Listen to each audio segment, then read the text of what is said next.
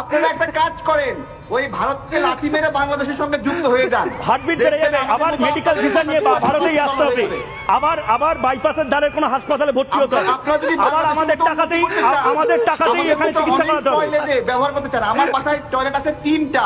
কি 3টা? আপনাদের অফিসে একটা টয়লেট নেই, আপনি দেখেন এখন ভিডিওতে। আমার অফিসে এখানে 2টা আছে টয়লেট। টয়লেট অফিসে একটা বেশি টয়লেট নাই। আপনারা ওই টয়লেটেই থাকুন, ওই টয়লেটেই ঘুমান। মাফ করুন আমাকে, আপনি ওই টয়লেটেই থাকুন। আপনাদের ডেভেলপমেন্টের ইন্ডেক্স হচ্ছে টয়লেট। আপনার দেশে মিছিল আপনি থাকুন ভালো করে, টয়লেটে একটা বালিশ নিয়ে নিন, একটা কোল বালিশ নিন। তারেক ভাই, একটা কোল বালিশ নিয়ে শুন, টয়লেটে শুয়ে থাকুন। ওই টয়লেটে শুয়ে হিজবুত তাহরিরি আর আনসারুল্লাহ বাংলা নিয়ে স্বপ্ন দেখেন। কি বলবো বলেন? এমন মিছিল বিশ্বের কোথাও আছে? মাঠে ঘাটে হাঁটবো না, গু আর খাবো না, এটা কোনো কথা? আপনারা কি বলেন?